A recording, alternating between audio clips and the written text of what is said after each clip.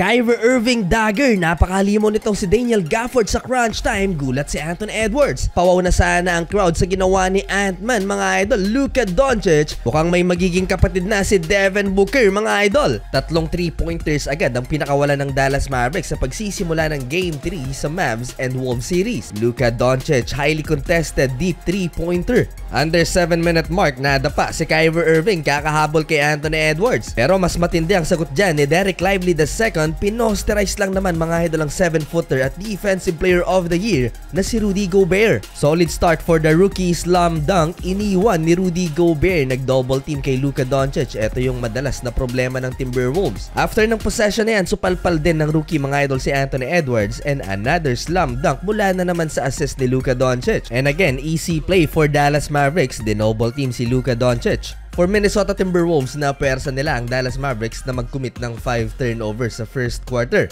9 points sa pagsisimula itong si Anthony Edwards. Kyrie Irving, napakagandang sidestep. Natapos ang first quarter mga idol sa 3-pointer ni Nickeil Alexander Walker, 33-28. Start of second quarter, sa pulang alaga ni Dereck Lively mga idol ng tuhod ni Karl Anthony Towns. Hindi maganda ang pagkakatamang yon at namilipit sa sakit ang rookie. Unti-unti nang nakakalayo ang Dallas Mavericks, dalawang 3-pointers mula kay Josh Green at Derrick Jones Jr. Umabot pa mga idol ng 10 points ang lamang ng home team sa Minnesota Timberwolves. Nang pasayawin ni Kyrie Irving ang depensa ni Mike Conley at naipasok ang mid-range jumper kontra kay Karl Anthony Towns. Automatic technical foul naman ang tinawag kay Kyle Anderson nang i-wave off niya ang official. Maganda pa naman din sana ang nilalaro ni Dereck Lively, yun nga lang mga idol, aksidenteng natuhod ni Karl Anthony Towns ang kanyang likurang bahaging ulo. Hindi maganda ang pagkakatuhod sa kanya dahil matagal na nakatayo ang rookie. Kinakabahan ng mga fans pati na kanyang mga teammates. Nakatayo man si Dereck Lively II pero mukhang hilo mga idol sa nangyari. Dahil may protocol ang NBA sa concussion injury, bumalik sa locker room si Dereck Lively II. Hawak ulo si Luka Doncic, alam niyang malaking kawalan mga idol ang rookie sa kanilang roster. Na pressure si Anthony Edwards sa paint, hindi makakalusot sa depensa ng Dallas Mavericks. Si Jaden McDaniels naman frustrated na hindi niya madepensahan si Luka Doncic ng one-on-one, kaya naman hinahawakan ang kamay ni Luka. Sa play na to, natawagan ng offensive foul si Anthony Edwards. Mukhang magkakaroon na ng kapatid si Devin Booker. Magiging anak pa yata ni Luka itong si Ant-Man at hindi na anak ni MJ. For the first time, pinasok si Dwight Powell dahil nawala si Dereck Lively, sinupalpal si Anthony Edwards. Papatapos ang first half, dalawang sunod na field goal for Karl Anthony Towns pero 2 of 10 sa field mga idol si Kat.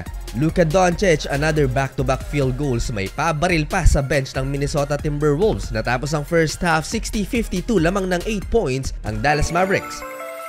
Third quarter, nilagay ni Kyrie Irving sa foul trouble si Mike Conley. Nakakaapat na mga idol ang point guard ng Minnesota. Anthony Edwards naman, nagawan pa ng paraan ng solid defense na to ng Dallas Mavericks. Lumulutang sa ere si Ant-Man mga idol.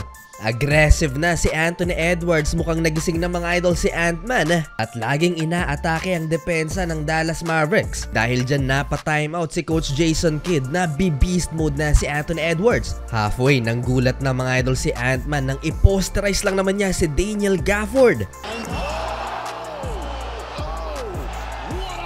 Talaga namang iniwang napawaw ang mga fans sa ginawa ng young superstar. After ng monster dunk na yan ni Anthony Edwards, nasundan pa ng back-to-back mid-range jumper. Under 4 minutes, finally, nakalamang na ang Minnesota Timberwolves 79-77. Tinanggalan naman ng kumpiyansa ni Luka Doncic itong si Anthony Edwards, gusto pang ipa-technical sa referee. Ilang beses pang tumabla ang talaan dito sa pagtatapos ng third quarter, napa-takeover late itong si Karl Anthony Towns, 14 points. Tied at 87 heading into fourth and final quarter. Napa-takeover si Kyrie Irving, binuli mga idol si Mike Conley at naipasok ang 3-pointer na to. 7 straight points for Uncle Drew. Dapa si Nickeil Alexander Walker, napatayo at hindi makapaniwala itong si Patrick Mahomes. Ibinalik si Luka Doncic, pinasayaw ang depensa ni Karl Anthony Towns at naipasok ang step back 3-pointer na to. Pero may sagot ang 6th man of the year na si Naz Reid, running cutting dunk.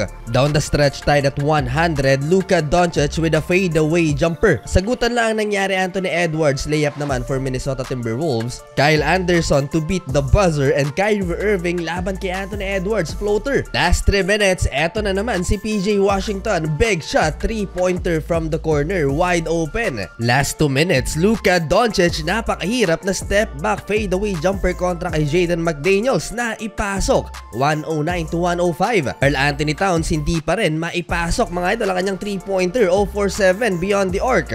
And Kyrie Irving potential dagger 2-pointer kontra kay Karl Anthony Towns. Ipa dyan natatapos dahil tuluyang binaon mga idol ng Dallas Mavericks ang Minnesota Timberwolves. Daniel Gafford supalpal si Mike Conley at end one alley-oop dunk mula sa assist ni Luka Doncic. Huli panalo ang Dallas Mavericks 116-107. Mahirap nang i-comeback ang 3-0 lead.